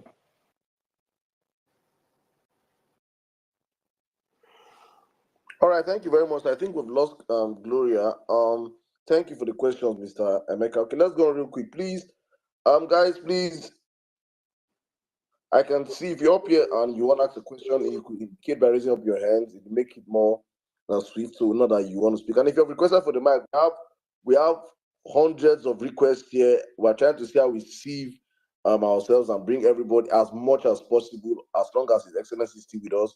So please bear with us if you have not gotten the mic. We're going to bring as much as possible people up here to ask him questions. Please bear with us in mind. And your questions, just one question, straight to the point, and consider that other people are waiting to ask. And also, please follow us and help retweet the space. Okay, I'll come to you, Mr. Dr. Bankole Please, your question in 1 minute. Thank you, sir. Okay, thank you. Thank you, Your Excellency, for being here today. So before I'm going straight to my question here. Before that last presidential election, you toured parts of the world engaging the diaspora. And one thing that always comes up when we receive politicians from Nigeria is we talk about the issue of diaspora voting. Subsequent assembly, they've always sidetracked this issue. Even when there was strong lobbying, they just always push this diaspora voting issue to the side. Considering the amount of support that you, Your Excellency, have in the diaspora, I would just say I believe there is a strong support base for you and the Labour Party at the moment in diaspora. Is this something that could be of interest to you to push our members in the Senate and the House just to take up this issue and push that diaspora will have a chance to vote? We can't wait till close to 2027 before talking about this. Maybe I think this is the time to start talking about it. I would like to hear your thoughts on this. Thank you. You know, I told you that I said it everywhere I went to campaign, that if I had won the election, declared that I won the election, the next election, and I say categorically, the next election must, that's why we vote. If they can vote in Kenya, if they can vote in other African Ghana, they can vote in Nigeria. There's nothing wrong in that. There's nothing wrong in that. It's a very easy thing. The reason why it's not happening in Nigeria is because they know if we vote,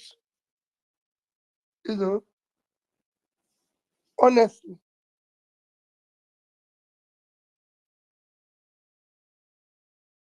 And that's why it's not happening. There's no reason why today, in today's world, Nigerians in diaspora cannot vote. Besides, it's critical. You now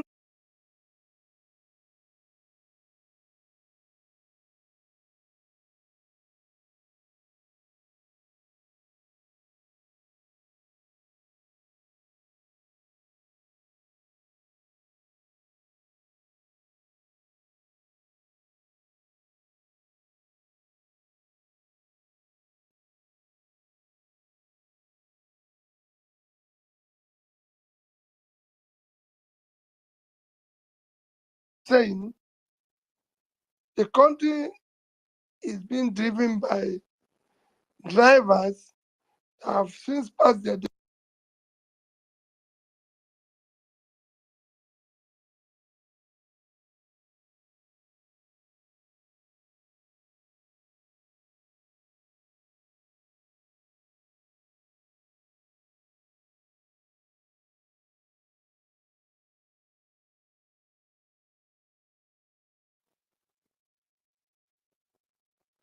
Thank you very much. Honestly speaking, this space is under massive attack. I don't even know how. Virtually, I think I'm the only one that's up here. I can't even see. So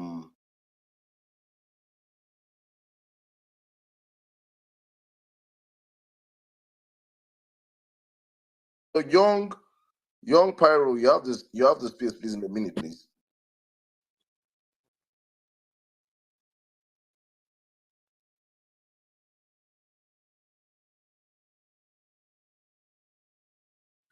Hear me? Can you hear me? Yeah, please go on in a minute. You have a question. You have the space, please. Ask your question.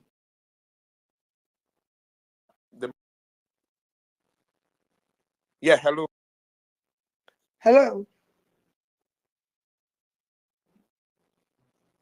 Please ask your question, please. We can hear you. Hello. Ambassador, Can you? please, I probably will have to drop you so you come back.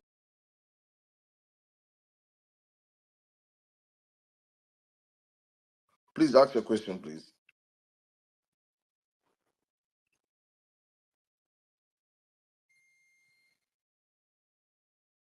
Grace?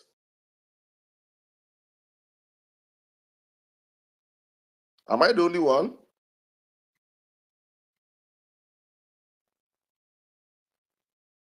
Mr. Peter, can you hear me? Yes, I can. There's something wrong with the space. Gloria. Can you hear me, sir? Yeah, please ask your question. Yes, please. I can. Good evening, my president, His Excellency.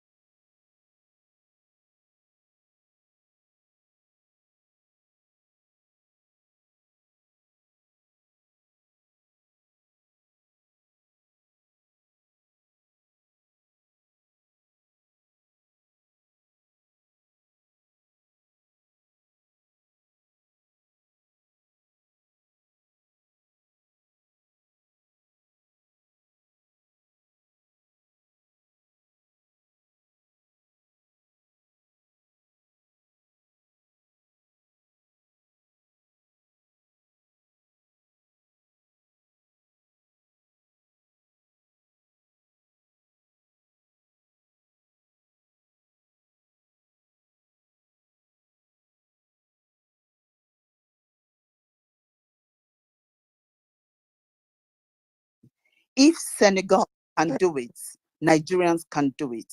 And I know it's going to be done.